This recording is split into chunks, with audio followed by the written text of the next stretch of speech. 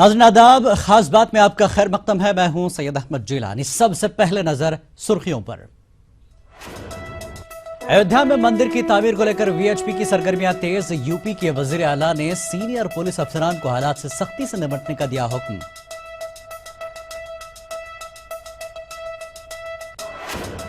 अयोध्या में राम मंदिर की तामीर के मसले पर राज्यसभा में हंगामा। मुख्तार अब्बास नकवी ने कहा, अदालत के फैसले का किया जाएगा एहतराम। शिया सेंट्रल वक्फ बोर्ड में खुर्द-बुर्द का मामला। बोर्ड के चेयरमैन वसीम रिजवी की सिफारिश पर महकमे एंटी करप्शन की जांच का हुक्म। मौलाना कल्बे जबाद की हामी कर रहे हैं सीबीआई जांच की मांग।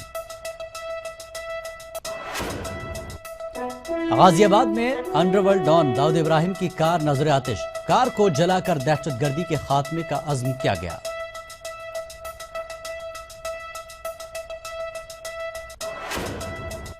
Salman Khan hit and run मामला। महाराष्ट्र हुकूमत ने सुप्रीम कोर्ट में अपील करने का किया फैसला। बॉम्बे हाई कोर्ट ने बरी किया था सलमान को।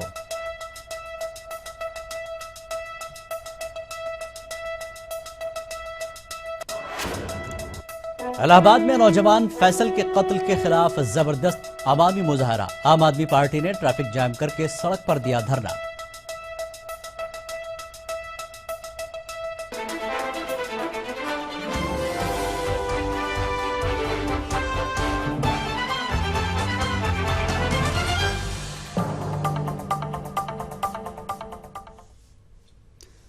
और अब आइए बात करेंगे राम मंदिर मुद्दे से।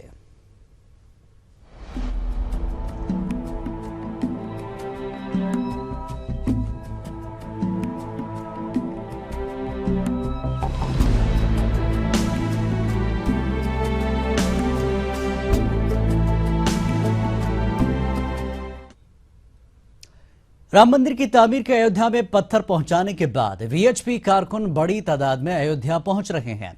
वीएचपी के कारकुनों का कहना है कि आइंदा 2 साल में राम मंदिर की तामीर मुकम्मल कर ली जाएगी। अयोध्या में राम मंदिर के तामीर के लिए वीएचपी की सरगर्मियां तेज हो गई हैं। आज भी बड़ी तादाद में मजदूर अयोध्या पहुंचे। इसके अलावा अयोध्या में राम मंदिर की दीवारों के लिए शिलाओं पर नक्श निगारी जारी है। कई मजदूर संग तराशी में मसरूफ है।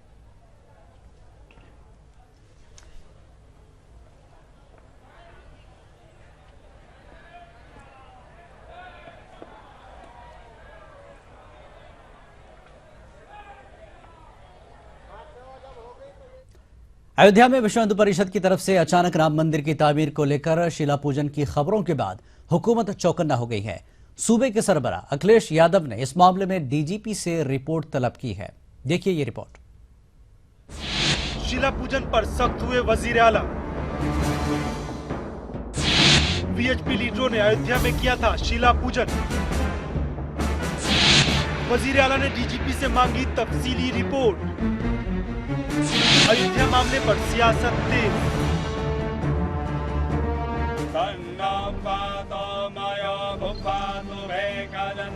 अयोध्या में राम मंदिर की तामीर के मसले को एक बार फिर गरमाने की कोशिश पर रियासती हुकूमत ने सख्ती दिखानी शुरू कर दी है। सूबे के वजीर आला अखिलेश यादव ने वीएचपी रहनुमाओं की तरफ से अयोध्या में शिला पूजन के सिलसिले में डीजीपी से तफसीली रिपोर्ट तलब की है।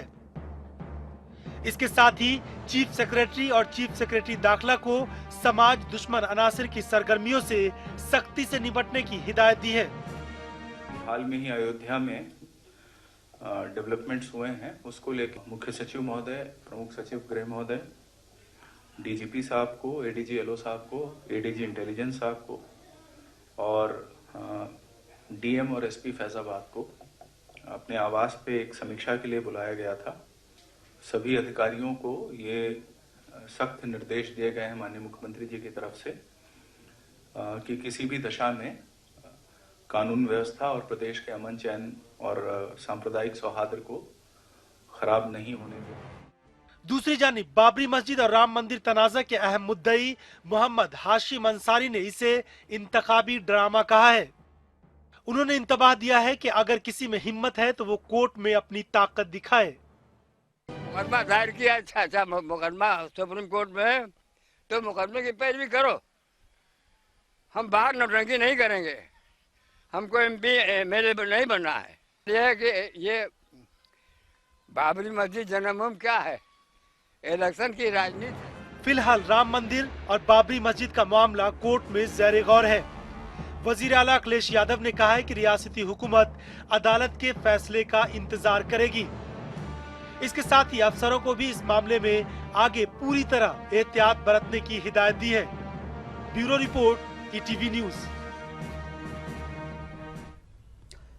और अब आइए देखते हैं अयोध्या में वीएचपी की सरगर्मियों पर किसने क्या कहा। अयोध्या में पहली बार पत्थर नहीं आ रहे हैं। 1990 से लगातार मर्यादा पुरुषोत्तम भगवान श्री राम के मंदिर निर्माण के लिए पत्थर तराशने के कार्य चल रहे हैं। मुझे लगता है कि जो अयोध्या नहीं गया है, जिसने वहां पर श्री राम कार्यशाला नहीं देखी है, वे लोग बाहर आकर किस प्रकार का अनावश्यक वितंडा खड़ा करते हैं। 1990 से लगातार पत्थर तराशने के कार्य चल रहे हैं। दोनों जगह, अयोध्या में भी कार्यशाला है, राजस्थान में भी कार्यशालाएं चल रही हैं।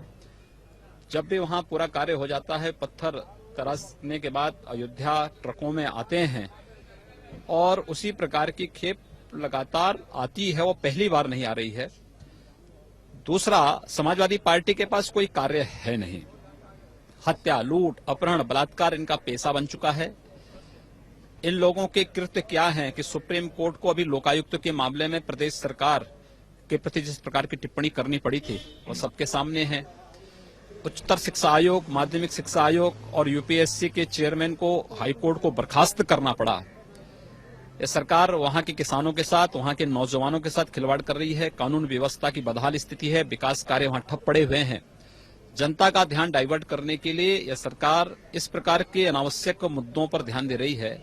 जहां तक अयोध्या का प्रश्न है, 2010 में 30 सितंबर 2010 को हाईकोर्ट ने जो फैसला किया है, उसके तहत विवादित भूमि राम जन्म भूमि में यह साबित हो चुका है और इस बात को प्रमाणित करता है कि हिंदुओं की जो आस्था थी वहां पर रामलला विराजमान है।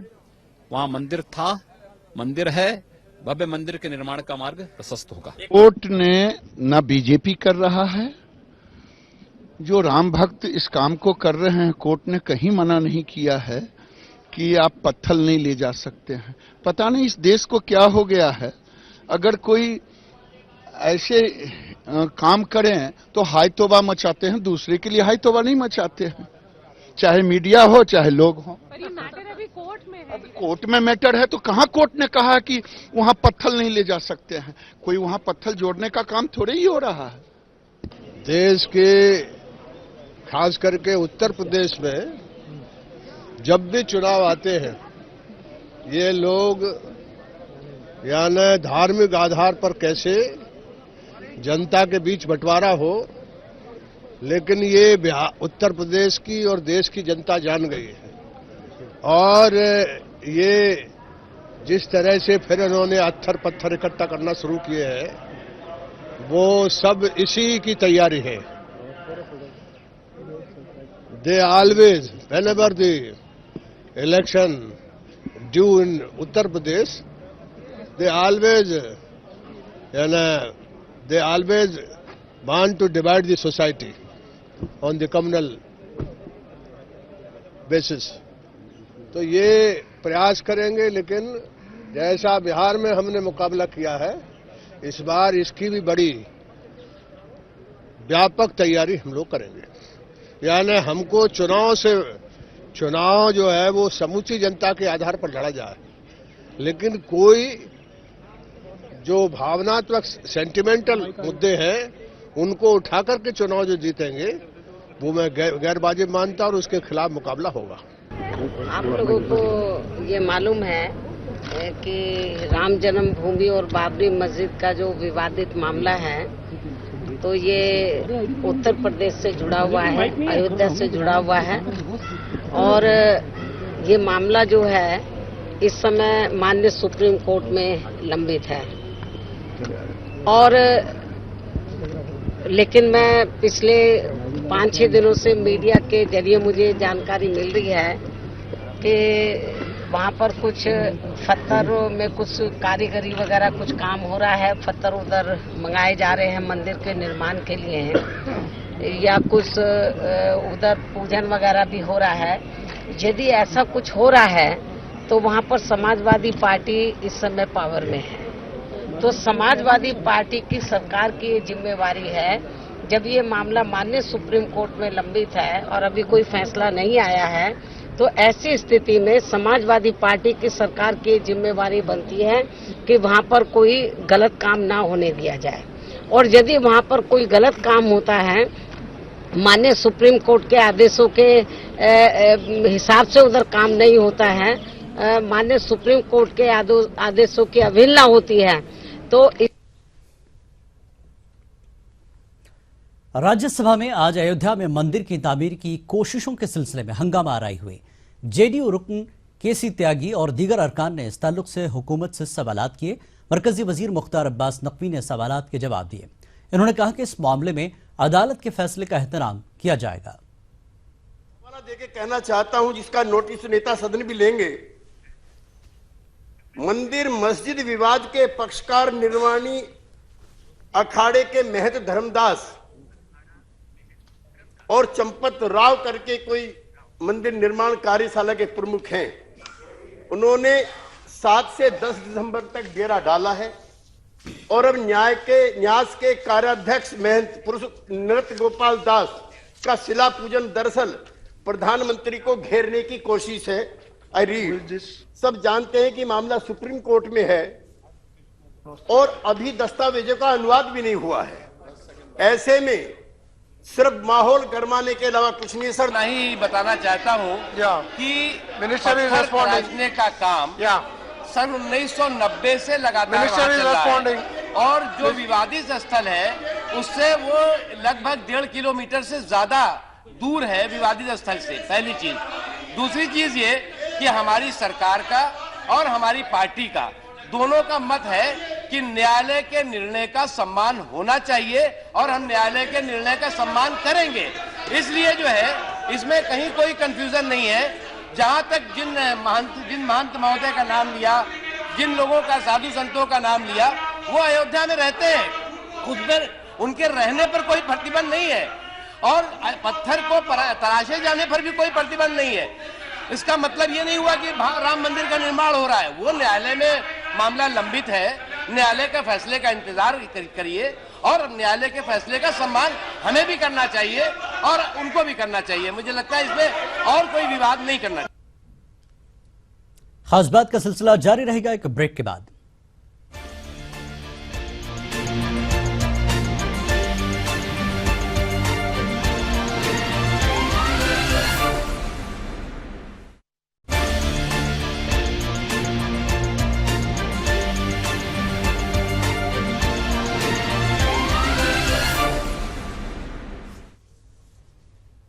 खास बात में एक बार फिर आपका खैर मकदम है।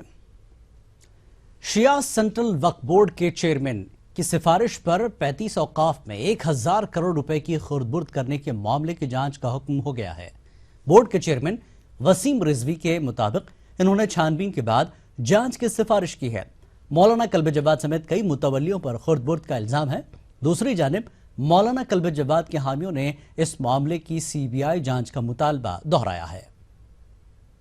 ये लखनऊ राजधानी है उत्तर प्रदेश की और यहाँ पे 47 वक्फ कब्रिस्तान दर्ज है हमारे वक्फ बोर्ड में और 47 में से 31 कब्रिस्तान बिल्कुल ख़त्म हो चुके हैं। लोगों ने उनको बेच लिया है और मुतवल्लियान भी उसमें शामिल हैं।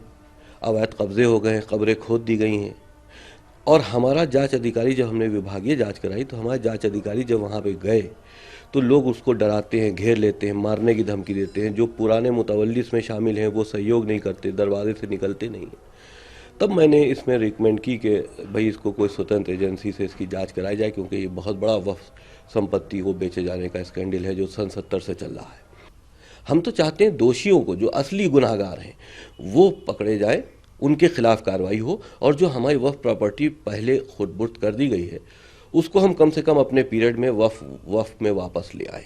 खबरों के जरिए से मालूम ही होता है खुर्द-बुर्द हो रहा है और इसकी हम लोग मुखालिफत भी कर रहे हैं और इतने एहतजाज किए, ये सब किए तो जाहिर से इसीलिए किए कि इसकी जो है हुकूमत जो है सीबीआई से जांच कराए, चाहे दूध का दूध पानी का पानी हो जाए। कौन इसमें इसको बेचने वाला है, कौन इसमें कसूरवार हैं, वो कम से कम सामने आ जाए। हम लोग तो खुद इसी की मांग कर रहे हैं बैठे हुए। उत्तर प्रदेश के वजीर औकाफ मोहम्मद आजम खान ने औकाफ की जायदादें खुर्द-बुर्द करने के मामले में सख्त कार्रवाई का हुक्म दिया है। इन्होंने शिया वक्फ बोर्ड की जानिब से भेजी गई औकाफ की फहरिस्त पर एंटी करप्शन ऑर्गेनाइजेशन से जांच कराने का हुक्म दिया है। लखनऊ में ईटीवी नुमाइंदा इरफान अली से खास बातचीत करते हुए इन्होंने कहा कि वो सीबीआई जांच कराना चाहते हैं, लेकिन फिलहाल एसीओ से जांच कराई जा रही है। इन्होंने सुन्नी वक्फ बोर्ड में भी इस तरह के मामले होने का अंदेशा जाहिर किया। आजम खान ने लखनऊ में एक स्कूली प्रोग्राम में शजरकारी के मौके पर इस मामले में ईटीवी से बातचीत की। शिया वक्फ बोर्ड ने तकरीबन 1000 करोड़ रुपए के घोटाले का इंकशाफ किया है। इस मामले में बात करते हैं। आज हमारे साथ उत्तर प्रदेश के वजीर औकाफ मोहम्मद आजम खान साहब मौजूद हैं। आइए मालूम करते हैं क्या है ये पूरा मामला। ये शिया वक्फ बोर्ड ने जो लिस्ट जारी की 35 औकाफ की, ये क्या पूरा मामला है? ये उनके चेयरमैन ने सूची दी है और इस तरह के बहुत से मामला सुन्नी वक्फ बोर्ड में भी हैं, शिया वक्फ बोर्ड में भी हैं और दोनों के लिए हम बहुत पहले से लिख चुके हैं कि सीबीआई जांच होनी चाहिए इसमें। तो अगर सीबीआई जांच नहीं भी होती है तो लोकल इंटेलिजेंस कर सकती है, अपने विभाग कर सकते हैं, तो इसमें किसी को बुरा नहीं मानना चाहिए। तो आपने किस तरह की जांच का हुक्म दिया है इसमें? और जो जायदादें बेच ली गई हैं, वक्फ जायदाद बेची नहीं जा सकती, तो जो बिल्डर्स को बेच दी हैं, प्राइवेट मालिकान को बेच दी हैं, सिर्फ उनकी जांच हो रही है। तो इसमें कोई बुरा मानने की बात नहीं है और किसी व्यक्ति के लिए नहीं है। उसमें तो बहुत से लोग हैं, उसमें कुछ मजहबी लोगों के नाम भी सामने आए हैं। मजहबी लोगों के लिए तो डूब मरने की बात है। अगर वक्फ की जायदादों को बेचते हैं तो उन्हें तो डूब मरना चाहिए। 1000 करोड़ रुपए का जो कि मामला है, उन्हें डूब मरना चाहिए। अच्छा, आपने जो है औकाफ की जमीनों पर तालीमी इदारे बनाने की बात कही थी, वो आज भी कहता। और यहाँ एक इमारत है जिसमें हम रामपुर पब्लिक स्कूल के नाम से एक स्कूल जल्द कायम करने वाले हैं। अच्छा, चेयरमैन ने एक खत लिखा था आपको भी और वजीर आला को कि औकाफ की तरफ से जो लेटर जाते हैं वक्फ बोर्ड की तरफ से, उन पर कार्रवाई अफसर नहीं करते हैं, उस पर क्या? नहीं, वहाँ कार्रवाई सब होती है। देखा आपने, ये आजम खान साहब जिनका साफ कहना है कि औकाफ की ज़मीनों पर तालीमी इदारे उनकी तरजीहात में शामिल है और इस पर लगातार कोशिश कर रही है और साथ ही वक्फ प्रॉपर्टी के बेचने की जो मुलजिम है उनके खिलाफ सख्त कार्रवाई की जाएगी और उसकी जाँच के आदेश उन्होंने दे दिए हैं। कैमरामैन वीरेश के साथ इरफान अली, ईटीवी न्यूज़, लखनऊ। मुझे दीजिए इजाजत। आदाब।